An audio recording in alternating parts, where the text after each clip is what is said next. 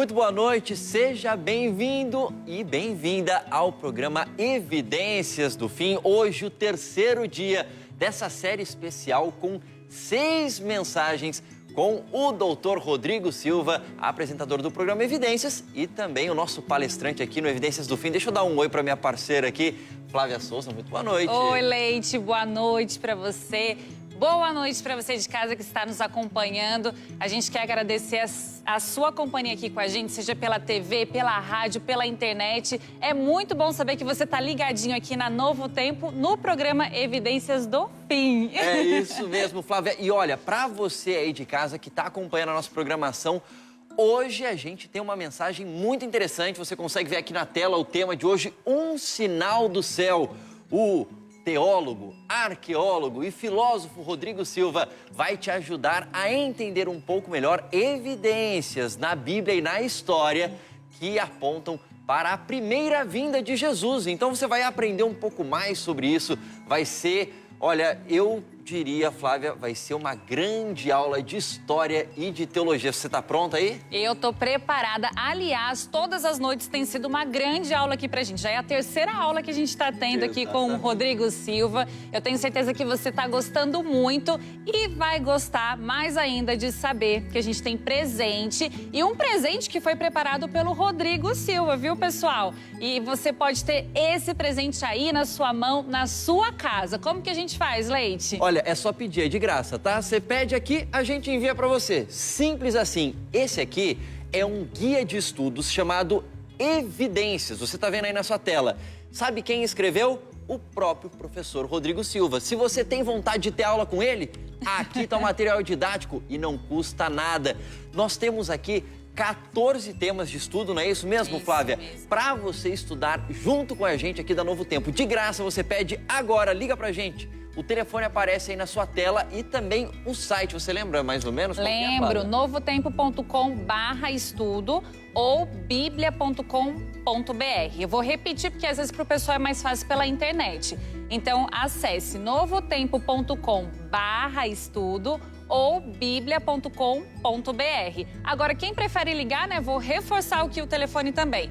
0 operadora 12 21 27 31 21. Gente, pede aí o seu presente que a gente vai mandar com maior alegria para você aí. 0 operadora 12 21 27 31 21. Olha, eu tô mostrando mais uma vez aqui o estudo porque é de graça, é para você um estudo bíblico, um guia bíblico aqui de estudo da Bíblia para você poder aprender mais sobre a palavra de Deus.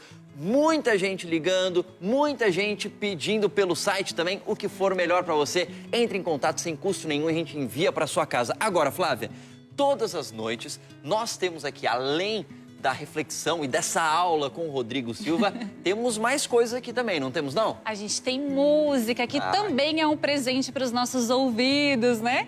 E eu gostaria já de chamar aqui a Cíntia Nascimento. Oi, gente. Tudo bem? Ai, Cíntia, que vontade de te abraçar. É só no cotovelinho, né? Ah, não, vamos lá. Tudo bem, Cíntia? Como é que você certo. está? Bem, graças a Deus. Que Oi, alegria gente. ter você aqui com a gente. Tô sabendo que já separou 2 músicas aí muito especiais para nossa noite. O que você vai cantar pra gente? Com certeza são bem especiais, que é o Espírito Santo falando através dos louvores. Então a primeira música será Salva-me. E aí depois, hoje é o dia de, voltar. Muito legal. Olha, Salva-me tem bastante a ver, obviamente, com Jesus Cristo, que é o tema principal da palestra, da aula aqui com o Rodrigo Silva. Hoje, lembrando para você, viu? O tema é um sinal no céu, ou melhor, um sinal do céu, que tem a ver, né, com sinais que apareceram, que foram profetizados e que apontavam para a primeira vinda de Jesus. E Cíntia Alves vai falar sobre esse Jesus que pode nos salvar. É isso, não é, Cíntia? Amém, com certeza. Ele vai nos salvar. É só clamar. Amém. Muito bem. Cíntia Nascimento com a gente aqui hoje. Olha, senta aí, Cíntia, que daqui a pouquinho a gente volta com você. Toma uma aguinha aí, muito bem? E agora, Flávia, a gente vai conversar com quem? Agora aquele bate-papo pra gente saber da vida pessoal do Rodrigo Silva. Gostaria de já chamá-lo aqui, professor. Boa noite, Boa que bom estar de volta noite, aqui, tudo viu? bem? Tudo bem. Boa noite. Melhor agora. Melhor agora. viu? Então, o pessoal tá gostando, viu? De saber mais desse seu lado pessoal, do que você gosta, também dos seus desafios. E olha, tem muita gente do Brasil inteiro assistindo a gente sempre fala, né, pra você entrar em contato com a gente pelas redes sociais, dizer de onde você tá assistindo. Olha, tem um pessoal aqui, a gente tem falado, né, tem muita gente universitária assistindo a gente. E hoje, eu peguei um dos nomes aqui, a gente tem o Geanderson de Jesus. Ele é de Juazeiro, na Bahia, e ele tá terminando de se formar em pedagogia. Olha que bom. E ele também é escritor, ele disse, e ele não tá vendo sozinho. Ele falou assim, olha, eu vou assistir o Rodrigo Silva e vou chamar meus pais, o Josivan e a Josete. Então, um abraço para o Geanderson, que nos assiste aí em Juazeiro, na Bahia. Muito bem. Eu não sei por que você falou, se ele é de Juazeiro, da Bahia. Parece que ele Você percebeu que ele incorporou alguma coisa aí, de lá, meu rei. Muito bem. Agora, tem gente de tudo quanto é lugar assistindo a gente. Eu tenho até aqui uns abraços. A Flávia, inclusive, eu vi que ela tava olhando ali. Bom, é muita gente, não dá pra mandar abraço pra todo mundo. Mas você aí, fala com a gente por meio das redes sociais, da TV Novo Tempo, da Rádio Novo Tempo. Estamos tendo transmissão ao vivo em vários canais aí da TV Novo Tempo, também da Rádio Novo Tempo, Adventistas Brasil, também tem o seu canal também, né, professor Rodrigo? Rodrigo Silva Arqueologia. Sim, o Rodrigo Silva Arqueologia no YouTube, as pessoas podem assistir lá também, deixar o seu recadinho, tem uma equipe lá ajudando a gente a responder as pessoas e tudo mais. Olha, já peguei um recadinho lá das suas redes sociais, viu? Ó, o Matheus Freitas de São Paulo, Ivan Júnior do Rio de Janeiro, a Dávia de Chapecó, em Santa Catarina. Esse pessoal tá só querendo que cite a cidade deles, que mande um abraço, um beijo. Então tá aqui o nosso abraço para você. Muito obrigada, porque você tá ligadinho aqui na nossa programação. A gente fica feliz, né, Rodrigo, Poxa vida, de saber que tem tanta gente acompanhando. Com certeza. Olha, ontem também, na hora que eu estava participando com o pessoal do NT Play, na live, tanta gente participando e perguntando de vários lugares do Brasil, do mundo. E eu não vou revelar o nome por questão ética, mas me tocou bastante, que eu recebi algumas mensagens que a equipe da Novo Tempo passou, e alguém que estava a ponto de tirar a própria vida assistindo o nosso programa, para honra e glória de Deus. De ontem. A pessoa decidiu reconectar-se com a vida. Amém. Por ética a gente não diz o nome, mas já estamos orando por essa pessoa e fez bem ao meu coração, não a situação, mas a transformação. Com certeza, Até o poder arrepia de Deus. aqui, é. Com certeza, Deus está falando com você aí por meio do professor Rodrigo Silva. Bom, Rodrigo, deixa eu te fazer uma pergunta, porque muita gente pode ter te conhecido ao longo da sua história aí pela primeira vez. Uma vez, acho que na verdade foram duas, que você foi à TV Globo participar do programa. Três vezes, olha só, não é nenhuma nem duas. Atualizados são três aqui. vezes. Ele foi no programa do Jô Soares, né, quando ele ainda tinha um programa ali na TV Globo, e você deu entrevistas ali. E é muito interessante que uma das frases que você disse ali, que marcou para muita gente, é a diferença de fideísmo e fé racional. São duas palavras que fé muita gente está acostumado, mas fideísmo, de repente, as pessoas não conhecem muito. O que é fideísmo, Rodrigo? Bom, embora exista uma linha de filósofos cristãos que defendam o fideísmo, como Soren Kierkegaard, por exemplo, a rigor, o fideísmo é a fé que não demanda nenhuma evidência racional. Tá certo? Nenhuma evidência racional. Então, ela é uma fé muito gratuita. Eu sei que o Soren Kierkegaard, quando ele falava isso, ele dizia que nós temos que dar o pulo da fé. Mas só que para eu dar o pulo da fé, eu tenho que ter uma plataforma para eu pular. Então, explicando para o telespectador em casa, de maneira bem simplificada, a diferença entre fé e fideísmo, entre fé genuína e fé cega, fé destituída de evidências. Imagine que você está numa casa pegando fogo.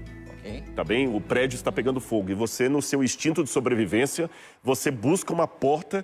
Mas quando você vai para aquela porta, sai de outro lugar alguém vestido com roupa do Corpo de Bombeiros. Ele está com a machadinha, ele fala, não abra essa porta. Se você for inteligente, o que você faz? Eu não vou abrir a porta. Você obedece o bombeiro. Na verdade, você não tem as explicações. E se o bombeiro falar, abaixe e venha após mim, você virá. Por quê? Porque você sabe, fora daquela situação ali, que bombeiros são treinados para aquilo, que bombeiros sabem o que fazer naquela situação. Ou seja, você tem evidências de que o bombeiro é alguém apto para te salvar. Por isso, no momento da crise, quando você não tem as explicações, as evidências prévias o ajudam. Aí você demonstrou uma atitude de fé genuína. Agora eu vou colocar a mesma situação com outro personagem. Você está de novo no fogo, Você vai para aquela porta, mas ao invés de vir atrás alguém do corpo de bombeiros, aparece uma menina, sei lá, com caracteres de esquizofrenia. E ela fala, não, meu amor, e começa a te chamar de meu amor, me dê a mão, vamos voar comigo. Se você desiste e vai atrás daquela menina, isso é fideísmo. É agarrar-se a qualquer coisa por causa do desespero. Entenderam? Então, com isso aí eu ilustro. Então, a evidência é aquilo que me ajuda a acreditar na fé quando eu não tiver as respostas adequadas. Porque se Deus nos deixasse completamente sem evidência nenhuma, seria muito cruel da parte dele. Qual a diferença entre a realidade e a miragem, se eu nunca posso saber o que é o quê? Nossa, muito boa essa... E deu para entender aqui de maneira didática. Simples, exatamente. Agora a gente tem outra pergunta aqui. Fé é um sentimento ou um raciocínio lógico? Olha, boa essa pergunta, porque muitas pessoas às vezes pensam que a fé é só um sentimentalismo. O que importa é o que eu sinto. O que importa é o que eu sinto. Eu sinto Jesus em mim. Eu já até ouvi gente... Aliás, Cíntia, eu nem te cumprimentei, viu? Desculpe, cheguei aqui falando mais do que maritaca.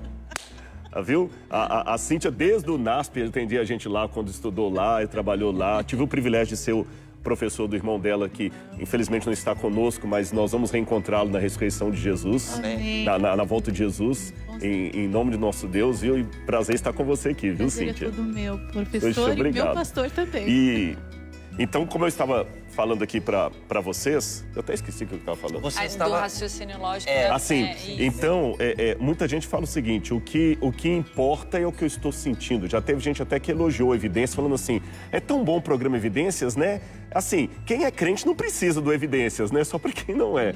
Eu fico meio assim, recebo esse elogio ou não. Nós precisamos disso também, porque Deus colocou a nossa cabeça para pensar.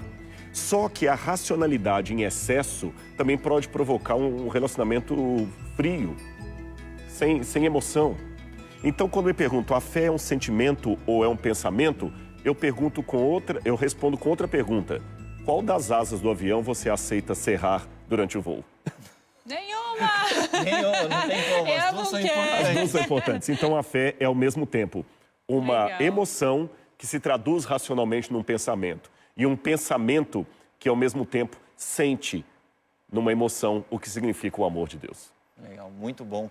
Agora, falando ainda sobre essa questão que envolve a fé ou como a gente se relaciona com uma crença, tem um ditado popular que diz que o verdadeiro cristão, ele jamais pergunta o porquê, e sim para quê.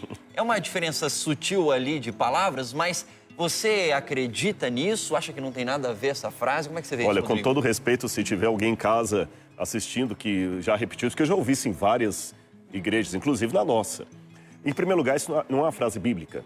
Ela não está na Bíblia e nem tem base bíblica. Essa frase, o verdadeiro cristão não pergunta por quê e sim para quê. Não existe isso na Bíblia. E nem a base dela, que às vezes há pensamentos que não estão na Bíblia, mas a base deles está ali. E se perguntar por que fosse pecado, Jesus teria pecado na cruz do Calvário, porque uma das últimas falas dele para o Pai foi: Deus meu, por que me desamparaste? E quando você vai no aramaico, Elahi, Elahi, lama sabachthani. Esse lama em aramaico é porquê de pergunta.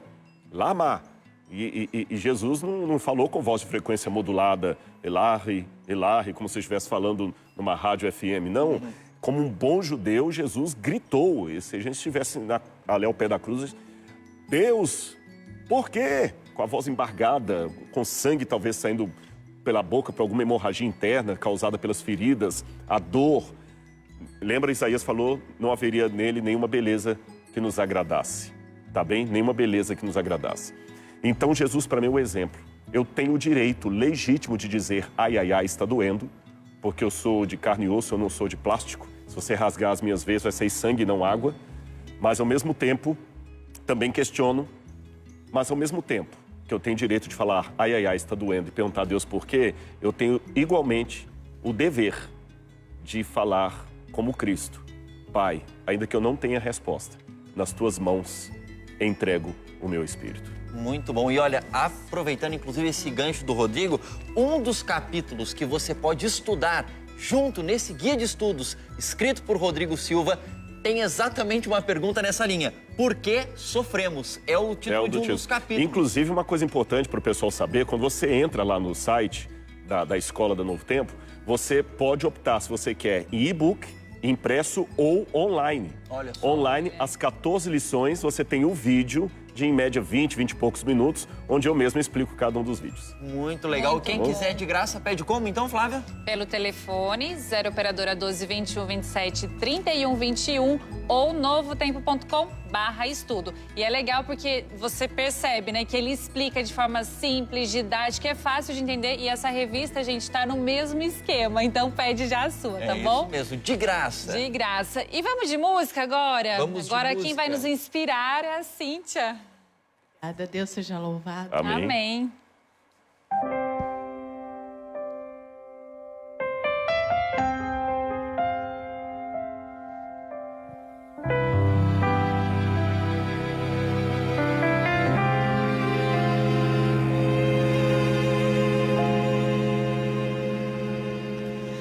Navegar no mar da vida, navegar na provação, enfrentando a tempestade, enfrentando a aflição. E se os ventos nos abalam e o mar quer nos tragar, Cristo não nos desampara, nos socorre em alto mar. Mas nem sempre o conhecemos e perguntamos: quem és tu? Que pequena fé nós temos, duvidamos de Jesus. Salva-me, Senhor Jesus. Me perdoa, duvidei do teu amor. Salva-me, Senhor Jesus. Me estende a tua mão, não me deixes naufragar. Venha toda a tempestade acalmar. Salva-me.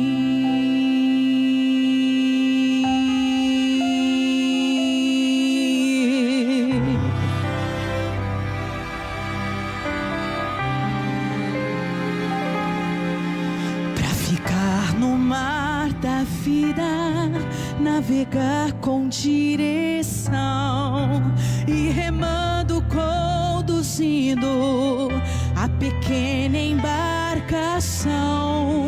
É preciso ter um rumo bem seguro a seguir, confiando no meu Cristo. Vou chegar, vou conseguir.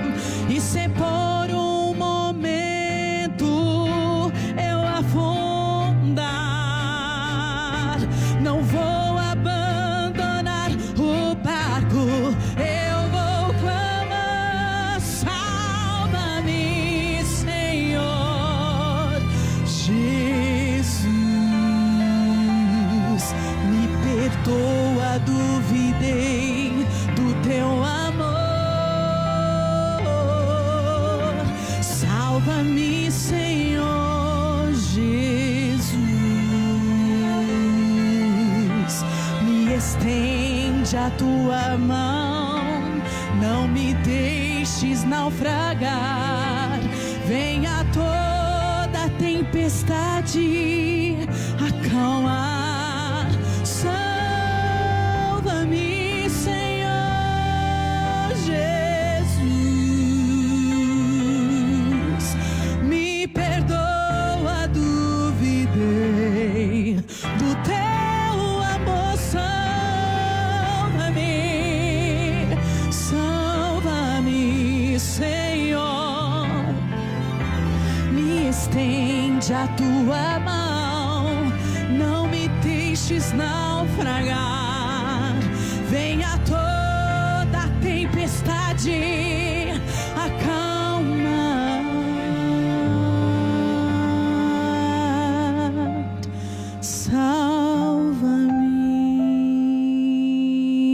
Salva-me. Venha toda a tempestade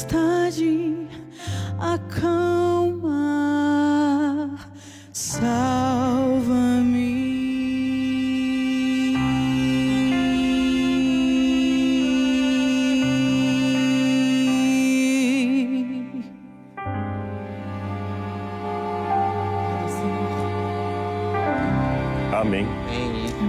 Linda música de Cíntia Nascimento. Cíntia, mais uma vez, obrigado. Você volta para cantar ainda hoje, tá bom? Bom, é sobre esse Jesus que o Rodrigo Silva vai falar hoje, mostrar evidências da primeira vinda de Jesus. Mas antes, vamos pedir para ele orar, não é, Flávio? Por favor. Por favor. Mais uma vez, você que está acompanhando a TV Novo Tempo pelas redes sociais, agora feche o seu olho e vamos falar ao nosso Deus. Querido Pai, no sagrado e poderoso nome de Jesus, colocamos mais esta programação no Teu altar para a honra e glória do Teu nome. Que o Teu Espírito possa falar ao coração de todos os que estão agora ligados conosco. Por amor de Jesus, nós oramos. Amém, Senhor. Amém. Rodrigo, que Deus te Muito abençoe obrigado. mais uma vez nessa noite. Fiquem em oração aí, que o Espírito Santo possa falar às pessoas. Estaremos. Glória a Deus. Muito bem. E você que está acompanhando de casa, em qualquer lugar do Brasil ou do mundo, o meu muito obrigado. O seu carinho, o seu apoio, as suas orações, tudo está me deixando muito feliz. Na verdade, eu quero até confessar para vocês uma coisa. Tem um problema que eu quero trazer para a TV Novo Tempo. Eu sei, eu estou falando isso e vou confessar para vocês. Há muitos líderes da Igreja Adventista que estão assistindo esse programa agora que eu sei. E como é que ele fala assim que ele quer trazer um problema? Eu acho que eles não vão ficar chateados, não. O problema é que hoje a TV Novo Tempo teve que contratar mais 2 pessoas para dar conta de tantos que estão pedindo o estudo bíblico. Olha, esse tipo de problema eu acho que eu não ficarei mal em causar aqui. Porque na verdade não sou eu. É o Espírito Santo que está tocando nas pessoas a ponto de terem que aumentar o contingente. Mas vejam como o milagre acontece. Numa época em que muita gente está demitindo pessoas, a Novo Tempo está tendo que contratar novas pessoas. Isso não significa, é claro, que aqui o dinheiro está sobrando, dando em árvores. Não é isso. É porque todo o apoio que a TV Novo Tempo tem vem de pessoas que nós carinhosamente chamamos de anjos da esperança. Você pode notar que em nenhum programa da TV Novo Tempo nós oferecemos coisa no sentido de, olha, eu vou fazer uma oração para você se você contribuir com R$50, com R$100. Não existe isso. Mas pessoas ao redor do Brasil e do mundo veem o trabalho da TV Novo Tempo e falam, eu quero contribuir.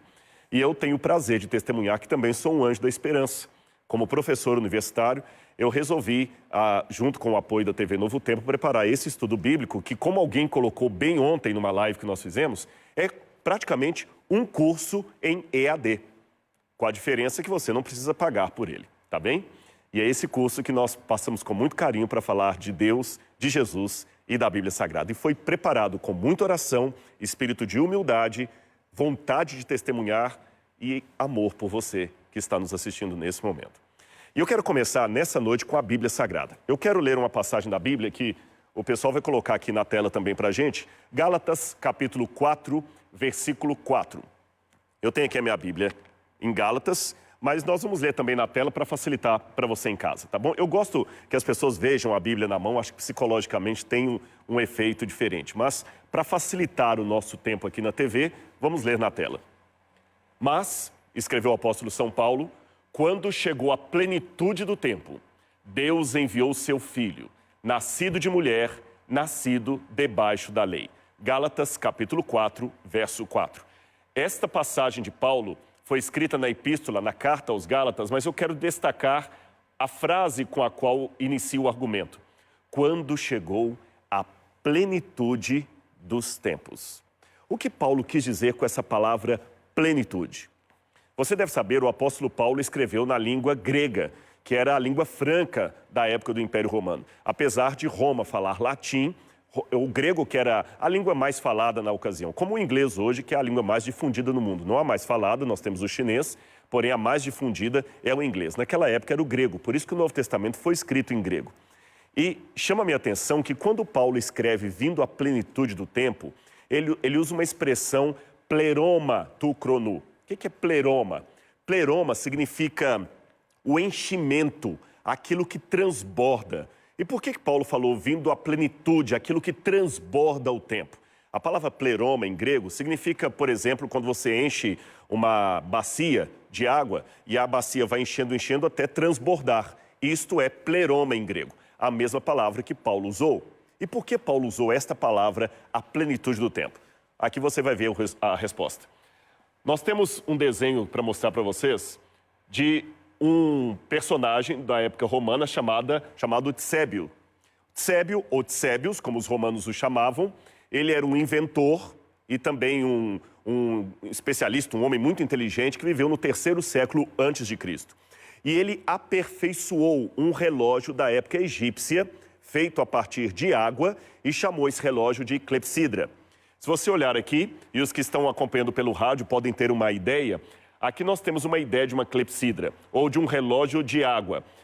Você tem uma água que é bombeada para dentro do relógio, e à medida que a água vai subindo, todo o ponteiro do relógio também vai subindo.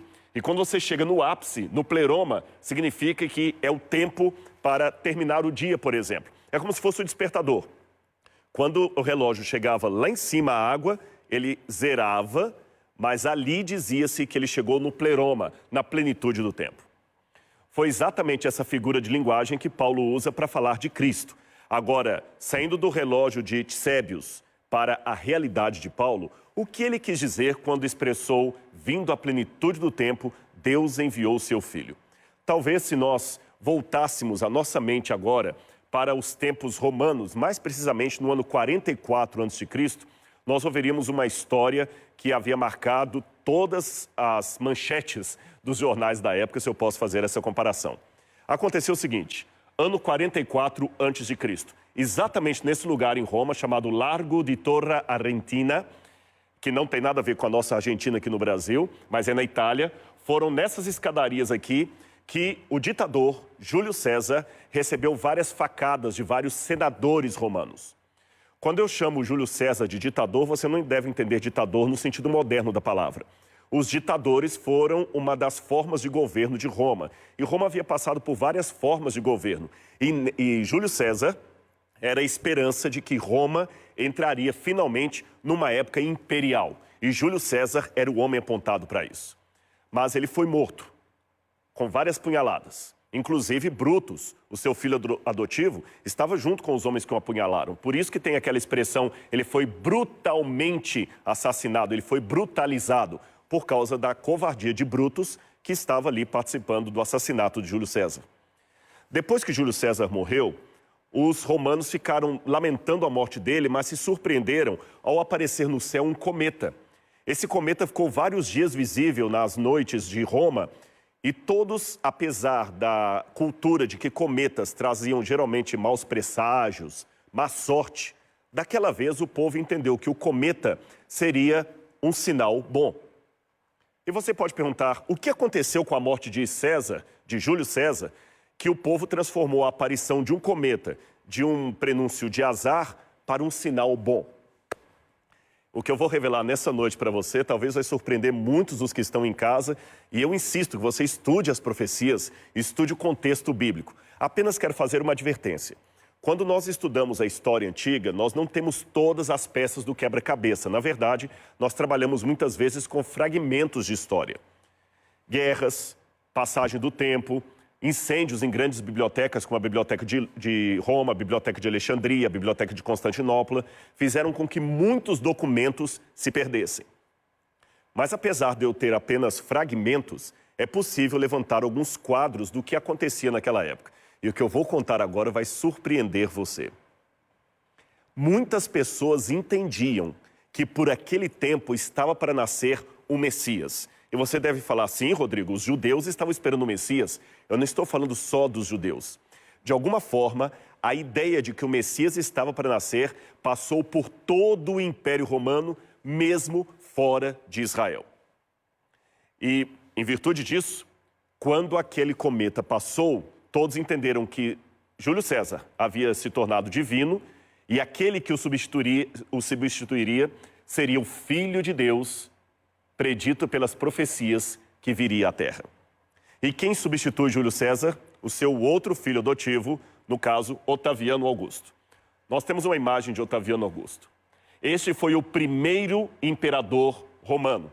E ele acabou assumindo o nome de Otaviano Augusto César. E a partir dele, todos os demais imperadores romanos sempre tinham o sobrenome de César. Então você tem Nero César, Calígula César, você tem Tibério César, Todos eles são Césares. E esse Augusto, quando ele subiu ao poder, ele dizia, de acordo com as antigas profecias, uma estrela anunciaria a vinda do Filho de Deus. Pois eu sou o Filho de Deus que veio ao mundo. E chama-nos a atenção que muitas moedas romanas daquela época sempre traziam Augusto César com o nome Filho de Deus e uma estrela sobre a sua cabeça.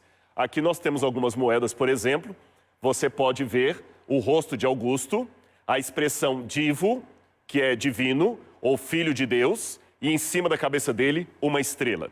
Outras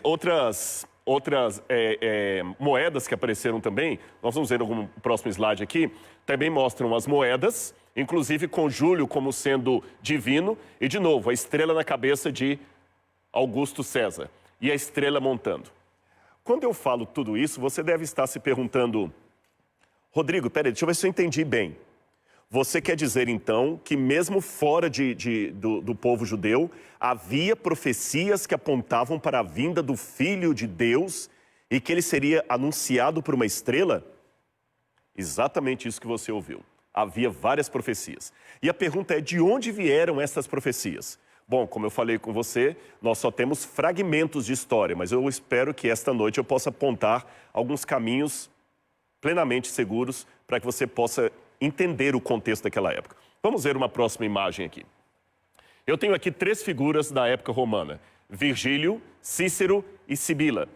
Virgílio faz um comentário de que muitas pessoas estavam esperando mais ou menos para aquela época de César a vinda do tão esperado Filho de Deus. Cícero também menciona a mesma coisa, faz menção a profecias antigas que apontavam para a vinda de um Messias Salvador, embora a palavra Messias não apareça no texto.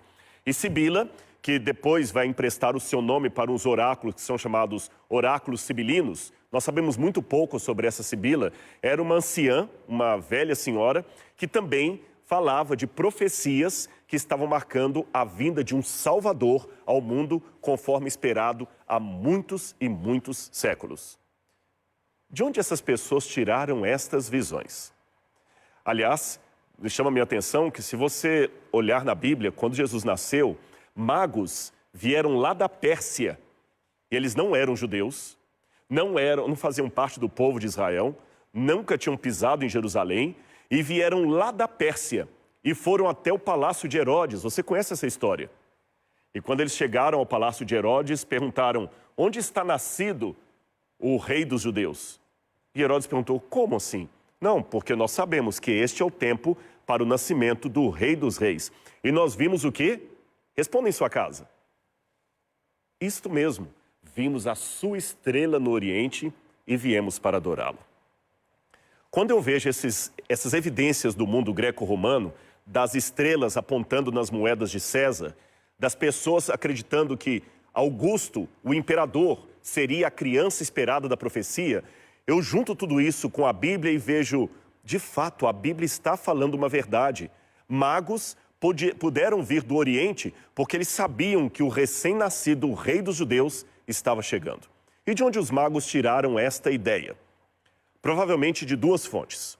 Uma delas, profecias que talvez nós desconheçamos, que havia naquele tempo e que marcava por aqueles dias o nascimento do Salvador.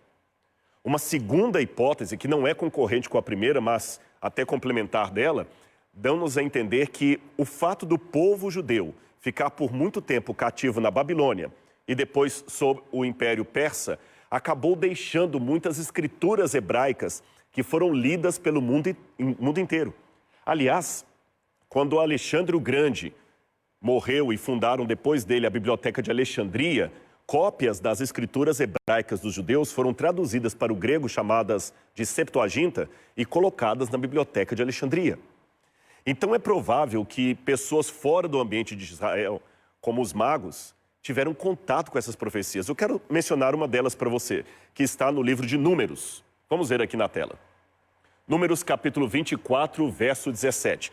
Esta profecia, curiosamente, não foi dada por um profeta israelita, mas sim por um profeta pagão, chamado Balaão.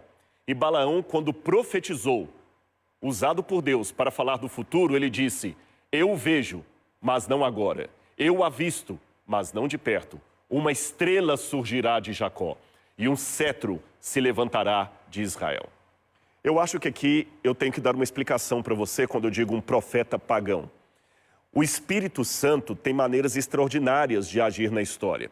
E quando convém a Deus, ele pode tomar a boca até de um profeta pagão e usá-lo para propor uma verdade. Quer um exemplo? Na Bíblia Sagrada, quando Jesus foi condenado, Anás e Caifás, que eram homens perversos, participaram do julgamento de Jesus, e Anás, naquele dia, tomou a palavra e falou algo que foi tomado pelo evangelista como sendo uma profecia, porque ele era o sumo sacerdote naquele ano.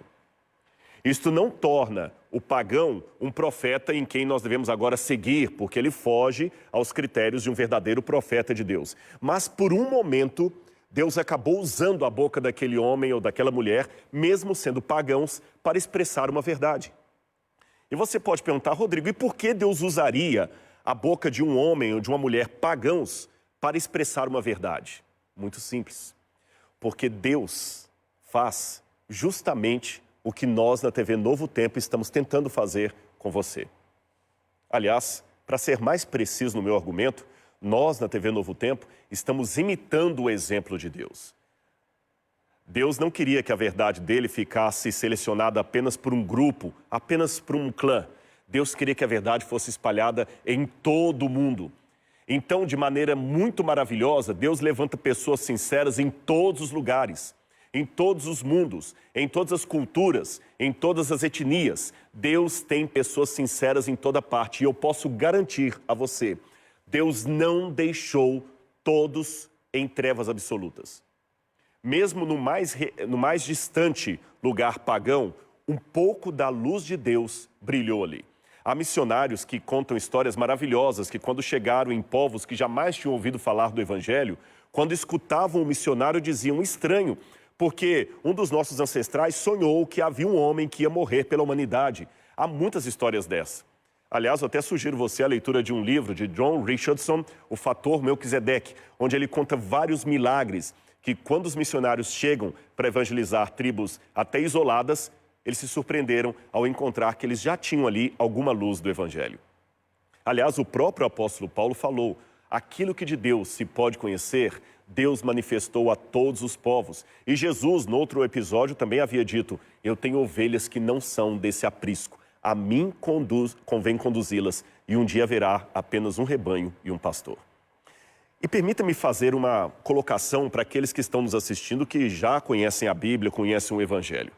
Às vezes o seu preconceito pode fazer com que você se sinta um chauvinista espiritual. Aquele que é superior aos demais porque tem a doutrina A, ou o ensinamento B, ou o credo C. Cuidado com isso. Às vezes, aquele índio que estava aqui antes da chegada dos missionários, que tinha talvez apenas uma minúscula fatia da verdade, um facho da verdade muito pequeno, mas ele era fiel àquela pequena luz que ele tinha, talvez esse índio pagão, como nós dizemos, está talvez muito melhor colocado diante de Deus do que um doutor em teologia que não segue com precisão e alegria a verdade que ele possui. Perceberam? Eu tenho que ter humildade e antes de querer apenas atacar os outros, pregar e deixar Deus ser Deus. E a melhor maneira de pregar, como a Cíntia cantou no início, é ter a coragem de falar para as pessoas, eu mesmo tive que gritar, Senhor, salva-me. Quando ela estava cantando ali, eu fiquei imaginando o Mar da Galileia, Pedro gritando por salvação, e esse pregador que está falando para você aqui, não está aqui para dar lição de moral em ninguém. Eu estou para testemunhar o que Deus fez na minha vida. E o que eu trago da história é apenas um eco do que acontece hoje mesmo em meu presente. Mas vamos voltar agora para continuar entendendo aquele tempo em que Jesus nasceu. Eu havia dito para você que mesmo no mundo romano, havia pessoas que acreditavam que o Messias estava para chegar, curiosamente, naquela época em que Jesus estava para nascer, e erroneamente pensaram que esta criança de ouro seria o imperador Augusto César. Mas eu quero mostrar mais algumas coisas interessantes para você. Olha o que disse Tácito, um escritor romano. A maioria da população estava convencida que as antigas escrituras dos seus sacerdotes referiram-se ao presente. Tácito viveu no 1º século da nossa era. Era um historiador romano. E há outro historiador chamado Suetônio que dá um depoimento praticamente idêntico ao de Tácito. Estou citando apenas Tácito, mas há outro historiador romano que diz a mesma coisa. E quando ele fala, a maioria estava convencida que as antigas escrituras dos sacerdotes referiram-se ao presente, ele está falando à época do primeiro século. Precisamente o tempo em que o Oriente triunfaria e da Judeia, olha que lindo, da Judeia surgiriam aqueles destinados a governar o mundo. E mais à frente é dito que até os judeus interpretaram como sendo alguém deles, o que de fato era. Quer ver que interessante mais? Eles pensando que era César. Olha essa próxima imagem aqui. Em Fili, que é uma ilha do Egito, há uma inscrição numa coluna que diz assim, a respeito de de Augusto César, governante dos oceanos e continentes, o Pai divino entre os homens, que leva o mesmo nome do seu Pai celestial, libertador, a maravilhosa estrela do mundo grego, brilhando com o brilho de um grande Salvador celestial. E para fechar esse resumo de argumentos, olha que dois elementos curiosos ainda eu quero mostrar para você. Como é que os escritores do Novo Testamento chamaram a vida de Jesus? Evangelho, não é mesmo? Por quê? Olha que interessante. Aqui eu tenho uma inscrição encontrada em Priene, na atual Turquia. Está escrito Demos, que é povo em grego, Demos, Atenas. O povo dedica a Atena, esse templo. E aqui embaixo você tem a Deus, Theo, Ruios, e ao Filho de Deus, César. César era chamado de Filho de Deus. Preste atenção, Filho de Deus. E mais, na mesma cidade de Priene, eu quero mostrar uma próxima imagem, foi encontrada uma inscrição em grego. E essa inscrição fala do nascimento de Augusto como sendo o cumprimento das antigas profecias.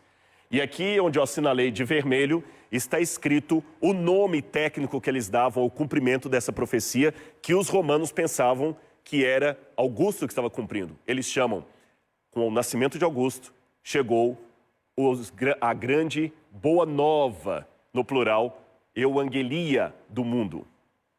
Em outras palavras, a palavra evangelho não foi uma palavra criada pelos autores do Novo Testamento. A palavra evangelho, como nós vemos nessa inscrição de Priene, é uma palavra técnica que já estava no mundo greco-romano como forma de se referir à vinda do Salvador.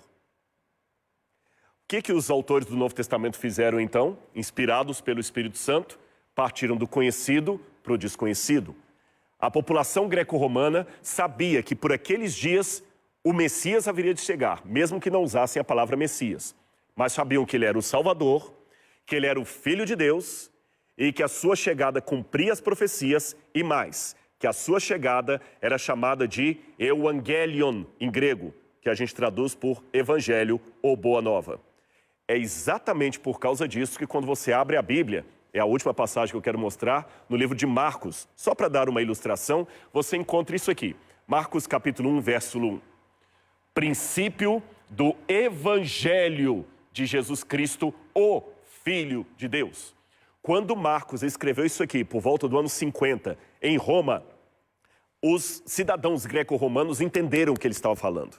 Marcos dizia, o princípio do Evangelho, palavra que o mundo greco-romano usava, do Cristo que é o Filho de Deus.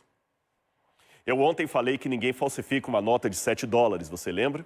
Você pode inventar uma nota de $7, mas não falsificar uma. E se existe o falso, é porque existe o verdadeiro. E como eu posso identificar o verdadeiro e o falso? Conhecendo muito bem a verdade. Quando Jesus nasceu, muita gente equivocadamente pensava que o imperador Augusto César é que era o supremo Salvador, Filho de Deus entre os homens.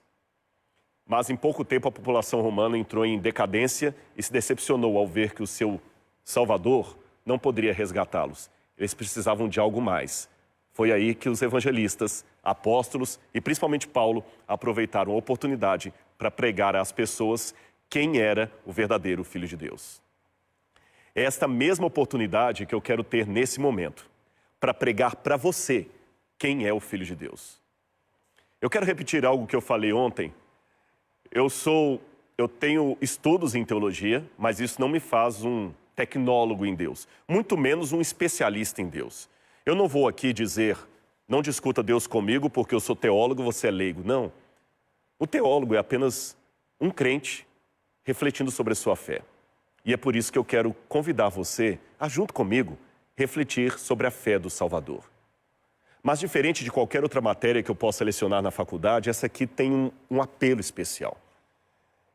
Eu quero que você entre no site novotempo.com/estudo, ou então também no biblia.com.br, e peça o estudo da Bíblia. Peça o guia de estudos. Fique tranquilo, ninguém vai pedir o seu e-mail para depois você colocar o seu cartão de crédito, para depois você colocar o seu CPF, nada disso. Eu só quero fazer uma pequena correção. Não porque o pessoal da Novo Tempo se equivocou, mas é porque eu não quero que você entenda errado. Disseram várias vezes aqui que esse estudo é de graça, que não custa nada. Está correto até determinado ponto. Sabe por quê? A mensagem que esse estudo apresenta, que na verdade não é a mensagem nem desse autor, nem desse canal de TV, nem desse guia. É a mensagem desse livro. É uma mensagem de salvação. Nesse sentido, então, ela pede algo para você. Ela pede o seu coração. E sabe quem pede o seu coração? É o próprio Deus. Ele fala, filho, dê-me o seu coração. Então, procure conhecer mais a Deus. Dê uma chance para Deus se revelar a você. Eu tenho certeza que você vai ver que Ele é tão real que quase dá para tocá-lo. Eu sei que o endereço está aqui embaixo, eu repito, acesse novotempo.com/estudo, estude a Bíblia. Eu falei, não tenho medo de repetir, eu quero trazer, eu quero congestionar o site da Novo Tempo aqui. Eu quero que amanhã o pastor Toninho fale assim, Rodrigo, para de oferecer o estudo, que a gente não tem mais lugar de colocar tanta gente. Aliás, eu nem estou falando mais do telefone, porque as linhas já estão congestionadas. Eu quero que você venha mesmo. Eu não quero seu dinheiro, eu só quero que você, junto comigo, abrace esse Salvador. Por que, Rodrigo, está fazendo isso? Porque o meu Salvador me ensinou que o resumo do Evangelho é amar a Deus sobre todas as coisas e ao meu próximo como a mim mesmo. Como eu posso dizer que amo o meu Salvador se eu não amar você? E é por isso que eu apelo, aceite esse estudo, deixe Deus falar ao seu coração e revelar as verdades da Bíblia. Mas eu tenho um outro convite importante para fazer para você. Quero até colocar, não sei se a câmera me acompanha, quero colocar a Bíblia aqui.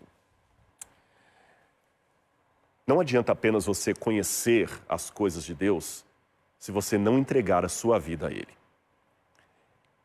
E eu vou repetir aqui o mesmo convite que eu fiz ontem. Porque agora que eu estou tendo a oportunidade de, durante o dia, receber alguns comentários, ler, seja da rádio, eu estou vendo que tem muita gente que está com sede de Deus.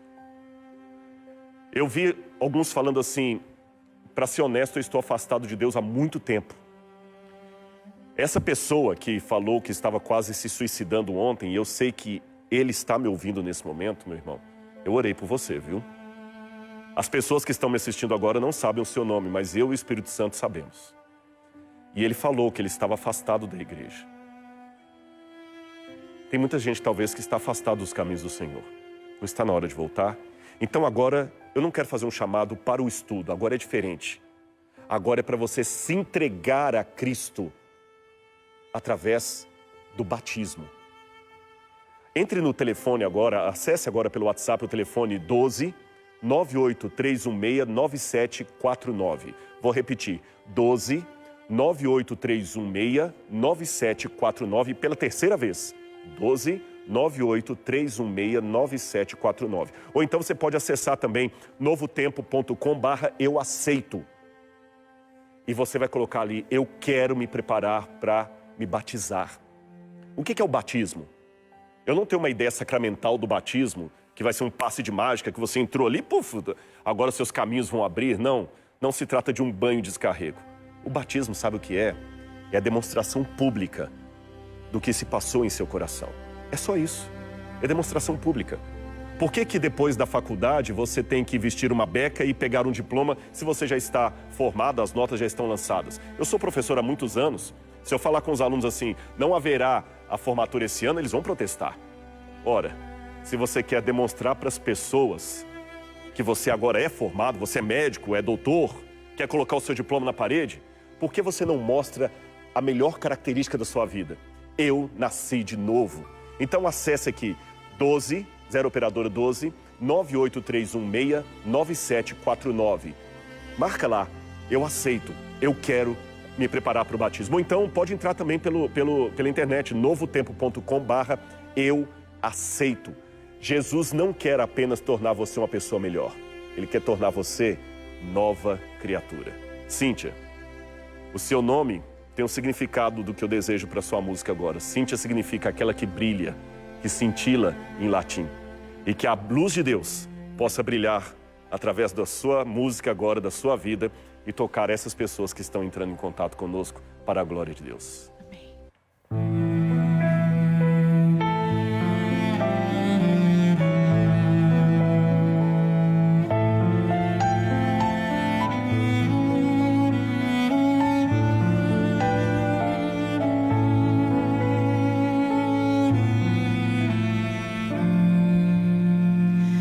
Não importa quão distante tens andado de Jesus, pense um pouco nesse instante no poder de sua cruz. Seu amor não tem limites, não tem lógica ou razão. Seu olhar é um convite para aceitar o seu perdão. Hoje é o dia de voltar. Não olhes para trás. Se teu coração falar, não adies nada mais. Só Jesus te ama assim. Lá na cruz em ti pensou. Tu és tudo para mim. Vem, meu filho, aqui estou.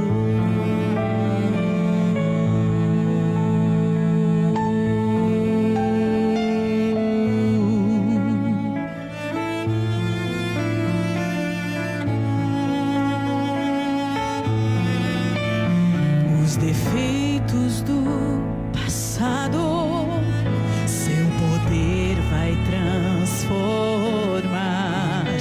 Os espinhos do pecado, seu amor vai arrancar. O vazio que te atormenta, só Jesus vai preencher.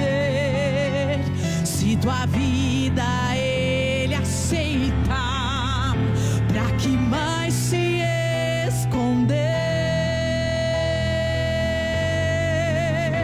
Hoje é o dia de voltar. Não olhes para trás. Se teu coração falar, não adies nada mais. Só Jesus te ama assim. Lá na cruz em ti pensou. Tu és tudo para mim. Vem, meu filho, aqui estou.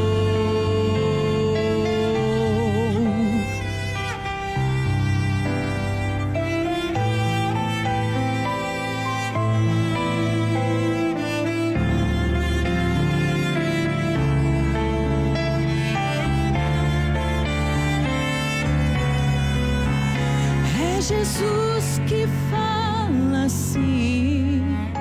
Lá na cruz eu te esperei.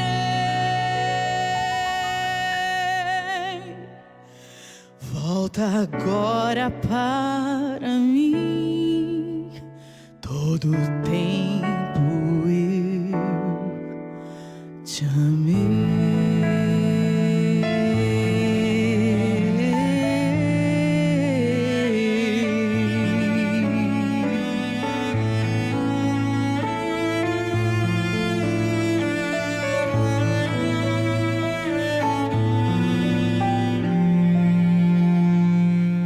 Obrigado, Cíntia.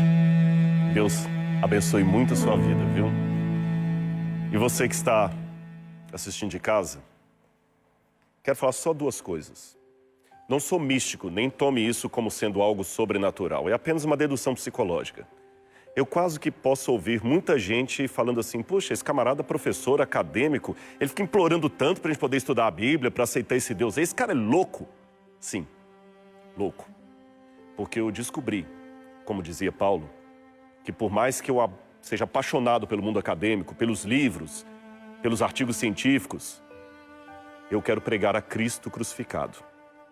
Escândalo para os judeus, loucura para os gentios. E muitas vezes na vida, para você tomar a decisão certa, você tem que calar um pouco a voz do intelecto. Calar o intelecto. O intelecto é bom, ele é maravilhoso. Eu aprecio a racionalidade. Mas há momentos em que ela atrapalha. Um grande intelectual chamado Blaise Pascal, matemático, filósofo, escreveu que o coração tem razões que a própria razão desconhece. E é por isso que, se você acha que eu perdi a minha sanidade em falar tanto de Jesus, mesmo depois de ter lido tantos filósofos, tantos livros, estudado tantas línguas, pode ser. Mas, como a própria Bíblia diz, a loucura de Deus é mais sábia que a sabedoria dos homens. Antes da oração, quero apenas convidar você que, após esse programa, eu estarei no @NTPlay, numa live, para bater um pouquinho papo com você. Na verdade, @NTPlayOficial. Eu quero falar um pouquinho com você. E se você quiser, mande a sua pergunta ali, a gente bate um papo. Mas nesse momento, eu quero orar por mim e por você. Você que aceitou o estudo, você que aceitou se preparar para o batismo. Que Deus toque em sua vida. Feche o seu olho comigo nesse momento. Obrigado, Senhor. Eu louvo o teu nome, ó Pai, pelo privilégio que o Senhor me dá de falar para eles do teu amor. Eles não estavam comigo, Senhor, nos momentos em que eu orava com o Senhor sozinho, muitas vezes chorando, muitas vezes desanimado, muitas vezes angustiado, muitas vezes sem ver luz no fim do túnel. Eles não estavam lá, mas o Senhor estava. E de alguma forma o Senhor falou, Rodrigo, eu vou te colocar para pregar para eles.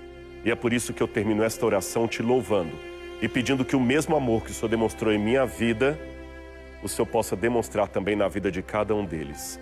Em nome de Jesus. Amém, Senhor. Amém.